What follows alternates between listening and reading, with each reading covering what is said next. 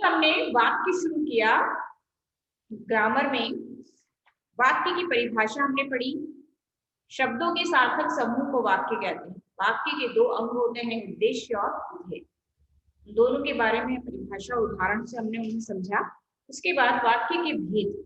वाक्य के दो भेद होते हैं, अर्थ के आधार पर और रचना के आधार पर। रचना के आधार पर तीन प्रकार के वाक्य हमने कल समझे, सरल, संयुक्त और मिश्र वाक्य, है ना। और अर्थ के आधार पर वाक्य के प्रकारों के नाम हमने पढ़े। अर्थ के आधार पर वाक्य कितने प्रकार के होते हैं? 8 प्रकार के। 8 के नाम मैंने कल यहाँ लिखे थे, आज और मैं लिखूंगी। उनकी परिभाषा और उदाहरण आज हम पढ़ेंगे। अर्थ के आधार पर वाक्य के भेद। वाक्य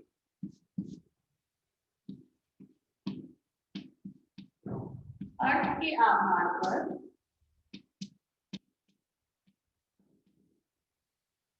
वाक्य 8 प्रकार के होते हैं।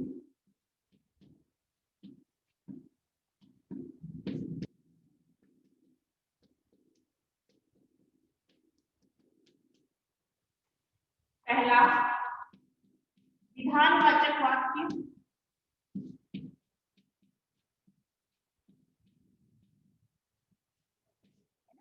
पहला विधानवाचक वाक्य। दूसरा निषेधवाचक वाक्य। तीसरा प्रश्नवाचक वाक्य। चौथा संकेतवाचक। पांचवा संदेहवाचक। छठा इच्छावाचक, आज्ञावाचक और विस्मयादिवाचक।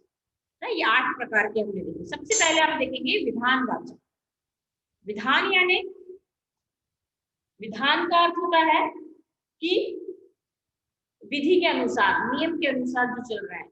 तो जिस वाक्य में, जिन वाक्यों के द्वारा क्रिया के सामान्य रूप से होने की जानकारी हमें प्राप्त हो, कि क्रिया जनरल रूप से हो रही है ना, उसकी जानकारी। जैसे नेहा ने भी प्रतियोगिता में हिस्सा लिया, कमल प्रतिदिन विद्यालय जाता है। सामान्य रूप से हमें क्रिया के होने की जानकारी प्राप्त हो रही है। जिन वाक्यों में क्रिया के सामान्य रूप से होने की जानकारी हमें प्राप्त होती है, उसे विधानवाचक वाक्य कहते हैं।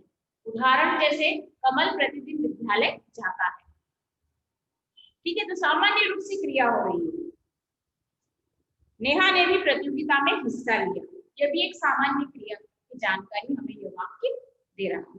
तो ऐसे वाक्य जिनमें क्रिया के सामान्य होने की जानकारी हमें प्राप्त होती है, उसकी जानकारी हमें मिलती है, उसे विधानवाचक वाक्य कहते हैं। उदाहरण, कमल प्रतिदिन विद्यालय जाता है। सामान्य क्रिया की जानकारी देने वाले वाक्य।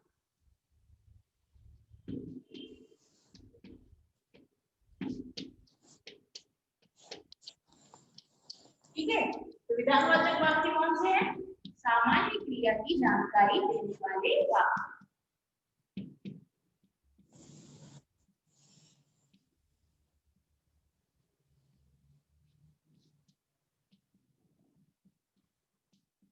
इन वाक्यों को विधानवाचक वाक्य कहा जाता है। ठीक है, तो ये हुआ विधानवाचक वाक्य। दूसरा है निषेधवाचक वाक्य। निषेधवाचक वाक्य कौन से होते हैं? निषेध का मतलब होता है नहीं, नहीं, मना। निषेधवाचक वाक्य, निषेध का मतलब होता है नहीं, मना, है ना। तो ऐसे वाक्य, जिन वाक्यों में काम के न होने का हमें पता चल रहा है, ऐसे वाक्य जिनमें काम के, क्रिया के न होने का हमें पता चल रहा है, वो निषेधवाचक। क्योंकि निषेध शब्द का अर्थ ही क्या होता है? नहीं या मना। हम बहुत सारी जगह जाते हैं ना, रेलवे स्टेशन पे या किसी ऑफिस में, गवर्नमेंट ऑफिस में कहीं जाते हैं, तो वहां पर बस स्टैंड, कहीं भी कोई भी पब्लिक प्लेस पर आप जाते हैं, तो वहां लिखा रहता है कि प्रवेश निषेध, है ना, या धूम्रपान निषेध है ना। निषेध का मतलब नहीं, प्रवेश निषेध यानी अंदर आना मना है, मना। तो निषेधवाचक वाक्य कौन से हुए? जिनमें कार्य के न होने का हमें पता चलता है ना। उदाहरण के लिए जैसे हम ले कि मेले में कोई नहीं गया, ऐसे जितने भी वाक्य जिनमें नहीं आ रहा, जिनमें नहीं, मना, मत ऐसे शब्दों का प्रयोग हो रहा है, वो वाक्य होते हैं निषेधवाचक वाक्य। तो निषेध का अर्थ यदि आपको पता है इस शब्द का, तो आप इसके वाक्यों को भी पहचान लोगे। तो निषेधवाचक में निषेध का अर्थ होता है नहीं, मना। तो ऐसे वाक्य जिनमें कार्य के न होने का हमें पता चले, उन्हें हम निषेधवाचक वाक्य कहते हैं। जैसे हमें सुबह देर से नहीं उठना चाहिए, हमें शोर नहीं करना चाहिए, हमें वहां नहीं जाना चाहिए, मैंने ये नहीं किया, है ना। ऐसे शब्द जहाँ प्रयोग में लिए जा रहे हैं जिन वाक्यों में, तो उन शब्दों से, निषेधवाचक शब्दों से हम पता कर सकते हैं कि ये वाक्य कौन सा है, निषेधवाचक वाक्य है। निषेध का अर्थ होता है नहीं, मना। तो ऐसे वाक्य जिनमें काम के न होने का पता चले, उन्हें निषेधवाचक वाक्य कहते हैं। जैसे उदाहरण, मेले में कोई नहीं गया।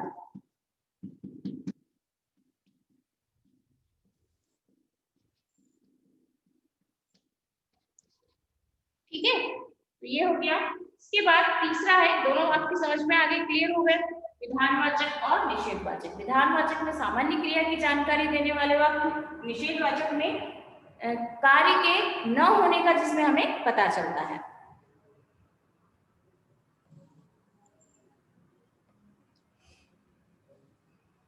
मेरी आवाज आ रही है सबको? इसके बाद मैम क्लियर आ रही है। तीसरा है, ये दो तरह के वाक्य हुए। अब तीसरा वाक्य है प्रश्नवाचक। प्रश्नवाचक वाक्य। अब प्रश्नवाचक वाक्य में हमें उसके नाम से ही स्पष्ट है,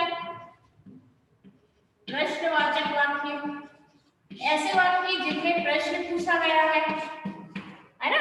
प्रश्नवाचक यानी जिनमें प्रश्न पूछने का हमें पता चल रहा है, उन्हें प्रश्नवाचक वाक्य कहते हैं। जैसे तुम दिल्ली कब जाओगे, जितने भी प्रश्न होते हैं, क्वेश्चंस होते हैं, वो प्रश्नवाचक वाक्य तो होंगे, है ना, जिनमें क्वेश्चन मार्क लगा होता है और प्रश्न पूछा जाता है। हम जो प्रश्न उत्तर लिखते हैं ना, तो उनमें जितने प्रश्न है वो कौन से वाक्य है, प्रश्नवाचक वाक्य है। तो ऐसे वाक्य जिनमें प्रश्न पूछने का हमें पता चल रहा है जिनसे, वो प्रश्नवाचक वाक्य होते हैं। तुम दिल्ली कब जाओगे, क्या रमा घर नहीं पहुंची, है ना। इस तरह की इनमें एक और हम पहचान कैसे कर सकते हैं, उसकी क्वेश्चन मार्क लगा है। यदि उस वाक्य में क्वेश्चन मार्क लगा है तो वो प्रश्नवाचक वाक्य होगा। तो जिसमें हमें, जिन वाक्यों में हमें प्रश्न पूछने का पता चले, जिन वाक्यों से हमें प्रश्न पूछने का पता चले, या जिन वाक्यों में प्रश्न पूछने का बोध हो, उन्हें प्रश्नवाचक प्रश्न पूछने का पता चले। ऐसे वाक्य जिनमें हमें प्रश्न पूछने का पता चले। जैसे इसमें दिया है, कोई भी उदाहरण आप ले सकते हो, आप कहाँ रहते हो, आपका नाम क्या है, कोई भी ऐसे प्रश्नवाचक वाक्य हम ले सकते हैं। तुम दिल्ली कब जाओगे, ये इसका उदाहरण है। क्वेश्चन मार्क भी लगा होता है इसमें ना, प्रश्नवाचक चिन्ह लगा होगा। इसके बाद चौथा है, तीन तरह के वाक्य हो गए। चौथा है संकेतवाचक। संकेतवाचक का मतलब क्या होता है, संकेत, जिन वाक्यों के द्वारा हमें संकेत या शर्त का पता चले, है ना, कोई संकेत हम दे रहे हैं, उस वाक्य में कोई संकेत, कोई इशारा किया गया है, किसी शर्त के बारे में बताया गया है, उसे संकेतवाचक वाक्य कहते हैं। जैसे चौथा है संकेतवाचक वाक्य। ऐसे वाक्य जिनमें किसी संकेत का हमें पता चले या किसी शर्त का पता चले कि यदि ऐसा हुआ तो मैं ऐसा करूंगा, है ना। ऐसी कोई शर्त हो, यदि वर्षा हुई तो फसल अच्छी होगी, यदि लग जाता है, संकेत होता है इसमें, तो वहां पर संकेतवाचक वाक्य होते हैं। जैसे यदि वर्षा होती तो फसल अच्छी होती, तुम गए होते तो वह आ जाता। तो जहां शर्त हो या संकेत हो, तुम ऐसा करते तो ऐसा होता, तुम वहां जाते तो वह आ जाता, है ना। तो ऐसा कोई इशारा हो, कोई संकेत हो, यदि वर्षा होती तो फसल अच्छी होती, तो ऐसे वाक्य जो होते हैं वो संकेतवाचक वाक्य होते हैं। पांचवा है संदेहवाचक। संदेहवाचक होते हैं ऐसे वाक्य जिनमें हमें संदेह का पता चले। संदेहवाचक वाक्य। पांचवा है संदेहवाचक वाक्य कि जिन वाक्यों में संदेह या संभावना का बोध हो, कुछ पॉसिबिलिटी दिख रही है, कुछ ऐसी संभावना दिख रही है हमें, है ना, उन्हें संदेहवाचक वाक्य कहते हैं कि अब तक वह चला गया होगा, शायद मम्मी बाजार गई है, शायद वाले जो शब्द होते हैं ना, शायद मम्मी बाजार गई हो सकता है मम्मी कल आए, तो ऐसा जिसमें संदेह हो, संभावना हो, तो ऐसे जो शब्द, ऐसे जो वाक्य होते हैं वो संदेहवाचक वाक्य के अंतर्गत आते हैं। छठा है इच्छावाचक वाक्य।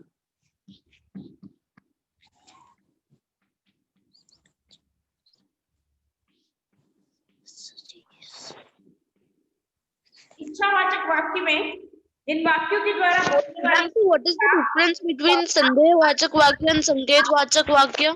आदि का बोध हो उन्हें इच्छावाचक वाक्य कहते हैं कि ऐसे वाक्य जिनके द्वारा बोलने वाले की इच्छा का हमें पता चल रहा है, शुभकामना हो, कोई आशीर्वाद हो, ऐसा कोई वाक्य हो तो उस वाक्य को हम इच्छावाचक वाक्य कहते हैं। जैसे भगवान तुम्हें दीर्घायु करे, काश मेरे पास भी घर होता, तो ऐसे जो शब्द होते हैं ना जो इच्छा प्रकट करने वाले, काश ऐसा होता, भगवान तुम्हें दीर्घायु, भगवान मेरी प्रार्थना सुने, तो इस तरह के जो शब्द होते हैं जिसमें इच्छा प्रकट की जाती है कि तुम्हारी हर इच्छा पूरी हो, भगवान करे तुम्हें यह सब मिल जाए, जिसमें इच्छा प्रकट हो रही है, जिसमें शुभकामना हो, कोई आशीर्वाद हो, तो ऐसे वाक्य जो होते हैं वो इच्छावाचक वाक्य के अंतर्गत आते हैं।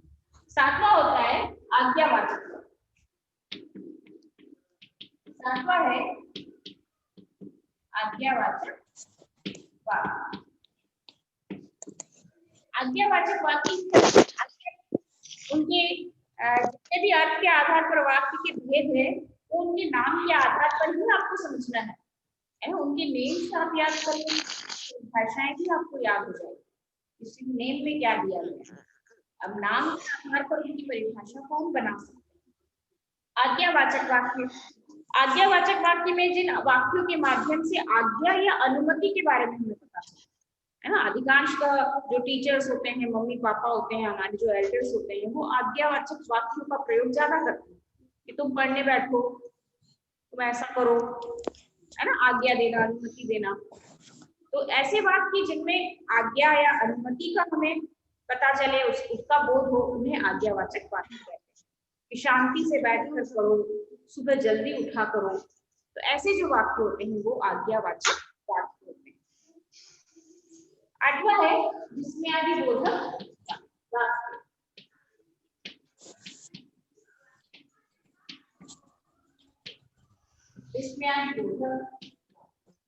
विस्मयादिबोधक शब्दों के बारे में आप जानते हैं कि जो शोक, घृणा, आश्चर्य, हर्ष, दुख आदि भावों को प्रकट करने वाले जो शब्द होते हैं वो विस्मयादिबोधक शब्द होते हैं, है ना, जैसे अरे, आहा, हाय, उफ, हाँ, शाबाश, है ना, ये सारे प्रश्न, ये सारे शब्द होते हैं विस्मयादिसूचक शब्द। तो ऐसे वाक्य जिनके द्वारा हम शोक, दुख को, घृणा को, आश्चर्य को, प्रसन्नता को, इनको प्रकट करते हैं, वो वाक्य जो होते हैं वो विस्मयादिबोधक वाक्य। अरे यह क्या कर दिया, आहा कितना सुंदर खिलौना है, तो ये वाक्य जो होते हैं इनमें ये वाला विस्मयादिबोधक जो वाक्य होते हैं इनमें विस्मयसूचक चिन्ह का भी प्रयोग किया जाता है, इससे भी हम पहचान सकते हैं। जैसे प्रश्नवाचक में प्रश्नवाचक चिन्ह का प्रयोग किया जाता है, विस्मयादिबोधक में विस्मयसूचक का प्रयोग चिन्ह का प्रयोग किया जाता है, इस चिन्ह के द्वारा भी हम वाक्यों को पहचान सकते हैं। तो ये 8 प्रकार के अर्थ के आधार पर ये भेद है। ठीक है, समझ में आया सभी को?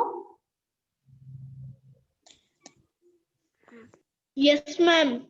Yes ma'am. मैम संकेतवाचक और संदेहवाचक में अंतर क्या होगा? संकेतवाचक तो इशारा कर रहा है और संदेहवाचक में संभावना है, संदेह है हमें, शक है हमें कि हाँ ऐसा हो सकता है, मे बी पॉसिबल, है ना, और संकेत में कि वो है ना, संकेत में कि ऐसा होता है, ऐसा होगा। Okay ma'am, thank you. तो ये अर्थ के आधार पर 8 प्रकार हैं। अब इसकी जो एक्सरसाइज है वो आप स्वयं करेंगे और इसके क्वेश्चंस मैं आपको दे रही हूँ, क्वेश्चन के आंसर आप कॉपी में खुद से लिखेंगे। एक्सरसाइज सारी आप खुद से करेंगे, नहीं आएगी तो आप पूछ लेंगे मुझसे, लेकिन क्वेश्चन के आंसर आप कॉपी यस में मैम। करेंगे। एक्सरसाइज सारी बुक में ही करना है, क्वेश्चन के आंसर कॉपी में करना है, ठीक है। तो अब इसके क्वेश्चंस लिख लीजिए आप लोग।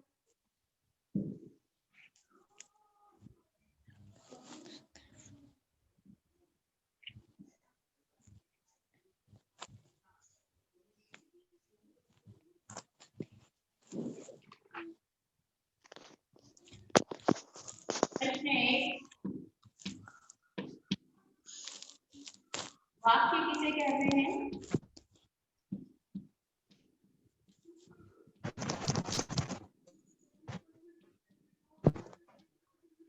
प्रश्न 2,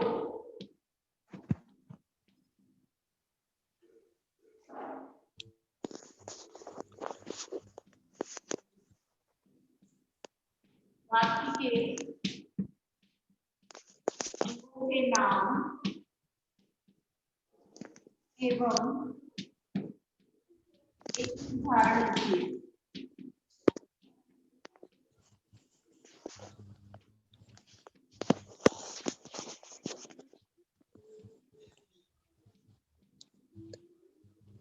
प्रश्न 3,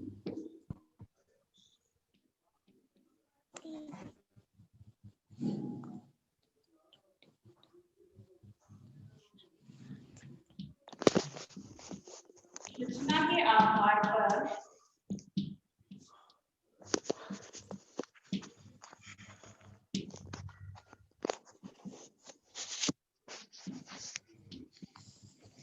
चीजों के नाम एवं आपकी स्क्रीन रुक गई।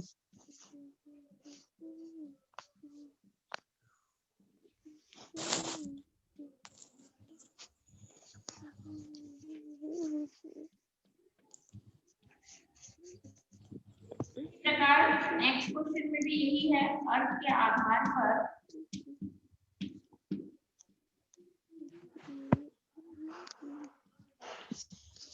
वाक्य के भेदों के नाम एवं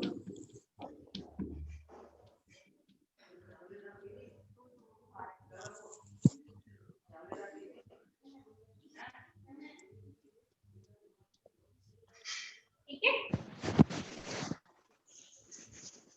कंप्लीट कर लीजिए और इनके आंसर्स आपको कॉपी में लिखना है, ठीक है।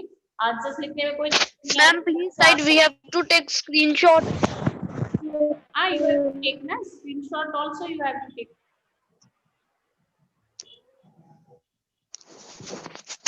और साथ के साथ मैम इसमें सेकंड का आंसर क्या होगा? यस मैम इसमें सेकंड का आंसर क्या होगा? 7 कौन सा? सेकंड दूसरा। वाक्य के अंकों के नाम, दो अंक होते हैं और उनके एक उदाहरण, और क्या है? हम 2 अंक होते हैं, उद्देश्य और विधेय।